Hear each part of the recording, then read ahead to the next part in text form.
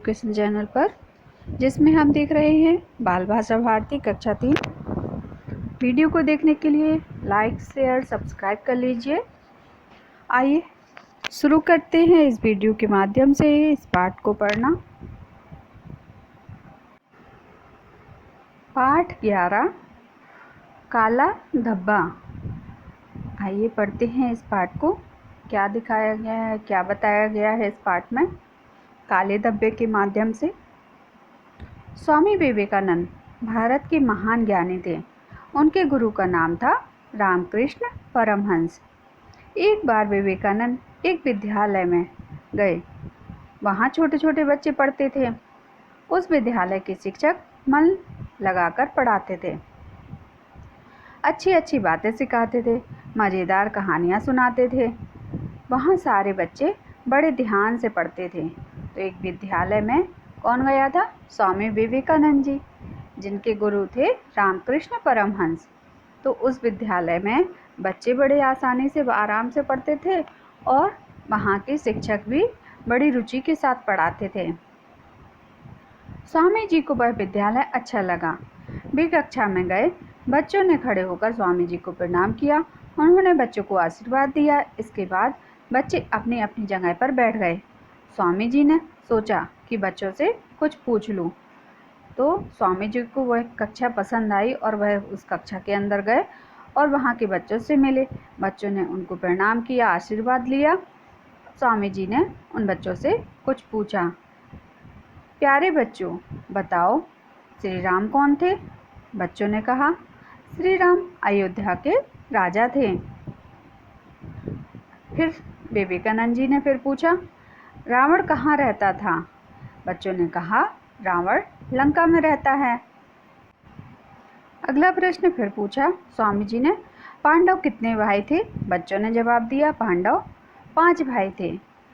इसके बाद स्वामी जी ने एक बहुत बड़ा सफ़ेद कागज़ उठाया, उसे श्यामपट्ट पर लगा दिया। इसके बाद उन्होंने एक कलम उठाई और उस कलम में एक काली स्याही थी। स्वामी जी ने कागज़ पर छोटा सा निशान लगाया। सभी बच्चे बड़े ध्यान से देख रहे थे। स्वामी जी, बच्चों बताओ तुम्हें क्या दिख रहा है? बच्चे बोले, काला धब्बा। स्वामी जी, बताइए कागज़ का रंग कैसा है? बच्चे बोले, सफ़ेद। स्वामी जी ने फिर कहा, कागज़ पर ऐसे कितने धब्बे लगाए जा सकते हैं? बच्चों ने जवाब दिया, हजारों। फिर स्वामी जी ने प्रश्न किया, बच्चों काला धब्बा छोटा सा है और सफ़ेद कागज़ बहुत बड़ा? बच्चों ने कहा, हाँ। स्वामी जी ने कहा, प्यारे बच्चों, जिस तरह इस कागज़ की हजारों गुना सफ़ेदी से तुम्हें उस पर काला लगा, हजारों गुना सफ़ेदी से पहले तुम्हें उस पर छोटा सा काला धब्बा दिखाई दिया, उसी तरह आदमी में हजारों गुण होने पर भी एक दोष पहले दिख जाता है। इसलिए हमें अपनी कमियों को धीरे धीरे दूर करना चाहिए और अपने गुणों को ना देखकर अपनी कमियों को देखें। इसके साथ साथ हमें अपने जीवन में यह प्रयास करना चाहिए कि दूसरों की कमियों को ना देखकर अपने गुणों को देखें। तो इस तरह स्वामी जी ने एक शिक्षा दी बच्चों को कि हमेशा बच्चों को अपनी कमियों को दूर करते रहना चाहिए। जब इंसान अपनी कमियों को दूर करेगा तो वह स्वतः ही अपने आप ही अच्छा व्यक्ति बन जाएगा। जैसा कि इस पंक्तियों में कहा गया है, बुराइयां जल्दी पता चल जाती हैं, इसलिए बुरे काम कभी मत करो। जैसे कि उस कागज़ पर काला धब्बा अलग दिख रहा था, तो हमें कभी भी ऐसे काम नहीं करना है जिससे हम कभी भी गलत साबित हों। आगे करते हैं इसके शब्दार्थ को। महान बहुत बड़ा प्रयत्न कोशिश, प्रणाम झुककर अभिवादन करना, दाग धब्बा, ग्रहण लेना। प्रश्न है, स्वामी विवेकानंद के गुरु का नाम क्या था? तो जैसा कि अभी आपने पाठ में पढ़ा, स्वामी विवेकानंद के गुरु का नाम क्या था? रामकृष्ण परमहंस। अगला प्रश्न है, स्वामी विवेकानंद कक्षा में क्यों गए? उत्तर है स्वामी विवेकानंद कक्षा में बच्चों से मिलने के लिए गए। प्रश्न है, यदि आपकी कक्षा में अतिथि आए तो आप क्या करेंगे? उत्तर है, उनका खड़े होकर अभिवादन करेंगे, उनका स्वागत करेंगे और उनका सम्मान करेंगे। अगला प्रश्न है, स्वामी जी ने सफ़ेद कागज पर क्या बनाया? उत्तर है, स्वामी जी ने सफ़ेद कागज पर एक निशान बनाया, धब्बा बनाया काला। प्रश्न है, सभी बच्चों को काला धब्बा क्यों दिखाई दिया? क्योंकि जैसे सफ़ेद पेपर पर एक काला धब्बा दिखाई दिया, वैसे ही हम मनुष्य की बुराइयां पहले नज़र आती हैं। तो कागज़ सफ़ेद था और धब्बा क्या था? काले रंग का, उसके विपरीत था, इसलिए कागज़ पर काला धब्बा हमें दिखाई दिया। अगला प्रश्न है, सही शब्द चुनकर खाली स्थान भरिए। जैसे पहला है, स्वामी जी ने बच्चों को क्या दिया? आशीर्वाद। तो पहले में भरेंगे आशीर्वाद। दूसरा प्रश्न है, श्री राम के राजा थे। तो श्री राम कहाँ के राजा थे? उत्तर है अयोध्या के। अगला प्रश्न है, पांडव कितने भाई थे? 5 भाई थे, 5 लिखेंगे। अगला प्रश्न है, आदमी में हजारों डैश होने पर भी उसका एक दोष पहले दिखाई देता है। तो क्या होने पर? गुण होने पर। यहाँ लिखेंगे गुण।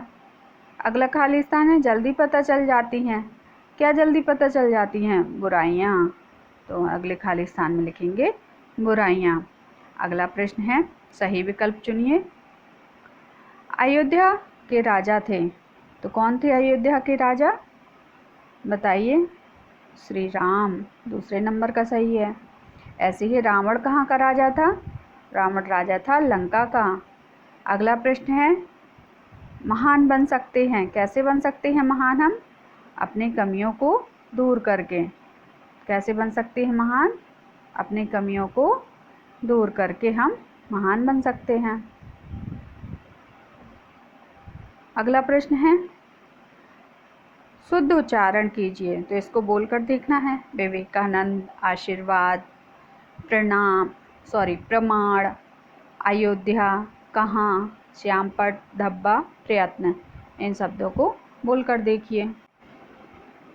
प्रश्न है, निम्नलिखित शब्दों को सही क्रम में लिखकर सार्थक शब्द बनाइए।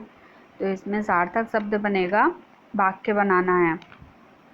सकेंगे महान करने से ऐसा आप। उत्तर रहेगा इसका, बन सकेंगे महान ऐसा करने से आप। ऐसा करने से आप महान बन सकेंगे। उत्तर में लिखेंगे, ऐसा करने से आप महान बन सकेंगे।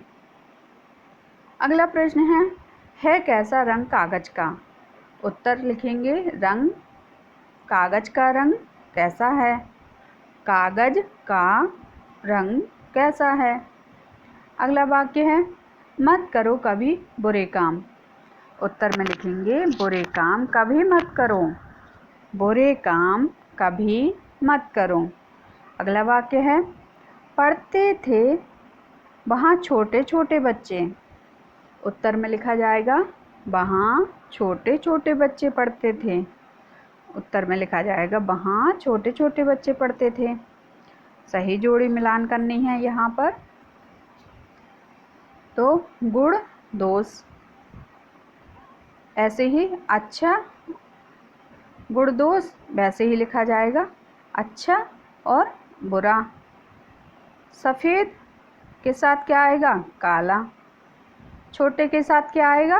बड़ा। इन शब्दों को ऐसे मिला करके यहाँ लिख लीजिए। प्रश्न है, निम्नलिखित वाक्यों में से ऐसे शब्द छांट कर लिखिए जिनसे कार्य करने या होने का पता चलता है। तो कार्य करने या होने के पता चलने को क्या कहते हैं? क्रिया कहते हैं। तो इन वाक्यों से हमको क्रिया के बारे में पता करना है कि क्रिया के शब्द कौन कौन से हैं। जैसे पहला वाक्य है, स्वामी जी ने एक बहुत बड़ा सफ़ेद कागज़ उठाया। तो यहाँ स्वामी जी ने क्या उठाया? सफ़ेद कागज़। तो जो सफ़ेद कागज़ उठाया है तो उठाना क्या है? क्रिया है, तो इसकी क्रिया क्या हो जाएगी? उठाया। यहाँ लिखेंगे हम उठाया। अगला प्रश्न है, उसे श्याम पट पर लगा दिया। तो इसमें काम क्या हो रहा है? लगाना, तो लगाना लिखेंगे यहाँ पे, लगा दिया। अगला वाक्य है, उसके बाद उन्होंने कलम उठाई। तो कलम उठाना क्या है? क्रिया है, तो यहाँ लिखेंगे कलम उठाई। अगला वाक्य है, सभी बच्चे बड़े ध्यान से देख रहे थे। तो क्या कर रहे थे? देख रहे थे। कौन सी क्रिया कर रहे? देखना, तो यहाँ लिखा जाएगा देख रहे थे। तो ये थे हमारे वाक्य। क्रिया, विराम चिन्हों का प्रयोग कीजिए, पहचानिए विराम चिन्हों को। वाक्य पूरा होने पर पूर्ण विराम, वाक्य के बीच में अल्प विराम, प्रश्न पूछने पर प्रश्नवाचक चिन्ह और किसी कथन पर उद्धरण या अवतरण, किसी के कहे हुए कथन पर उद्धरण या अवतरण। जैसे यहाँ प्रश्न किया गया है, स्वामी जी बच्चों बताओ तुम्हें क्या दिख रहा है। तो यहाँ क्या आएगा? प्रश्न किया ना स्वामी जी ने, तो यहाँ पर आएगा प्रश्नवाचक चिन्ह। ऐसे ही बच्चे कहेंगे, क्या कहेंगे? काला धब्बा। तो बच्चों ने वाक्य पूरा किया, तो यहाँ उद्धरण आ जाएगा। अगला प्रश्न है, पुस्तकालय से महान व्यक्तियों के संस्मरण खोजकर पढ़िए और कक्षा में सुनाइए। निम्नलिखित पंक्तियों को पढ़िए और शिक्षक की सहायता से इसका आशय समझकर इसे अपने व्यवहार में लाइए। पंक्तियां हैं, बुरा जो देखन मैं चला, बुरा न मिलिया कोई, जो दिल देखा आपना, मुझसे बिरा न कोई। तो ये हमारी पंक्तियां हैं कबीरदास जी की, जिनके द्वारा इस पंक्तियों को लिखा गया। और इन पंक्तियों का अर्थ है कि मैंने दुनिया में कहीं भी अपने आसपास बुरा देखने की कोशिश की तो मुझे कोई बुरा नहीं मिला, मुझे अपने अंदर ही बुराई दिखाई दी। जब मैंने अपने आप को देखा तो मुझ में ही सारी बुराई दिखाई दी। इसलिए हमें अपने अंदर की बुराइयों को दूर करना है, हमें दूसरों की बुराइयों को नहीं देखना है।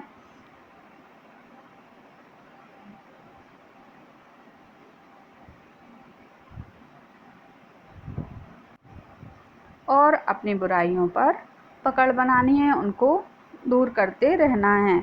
ऐसे ही जीवन में आगे तब हम सफल बन पाएंगे। तो ये था पाठ हमारा काला धब्बा। यहाँ जो बच्चों ने लिखा है, यहाँ पर ये प्रश्न, इस पर चिन्ह लगाने हैं। तो इसमें यहाँ हम प्रयोग करेंगे, बच्चे ने क्या उत्तर दिया? काला धब्बा। तो बच्चों ने कार का उत्तर दे दिया, तो यहाँ वाक्य समाप्त हो गया, तो उनका पूर्ण विराम आएगा। ठीक है, यहाँ यह पाठ समाप्त होता है। आशा करते हैं आपको वीडियो पसंद आई होगी। धन्यवाद।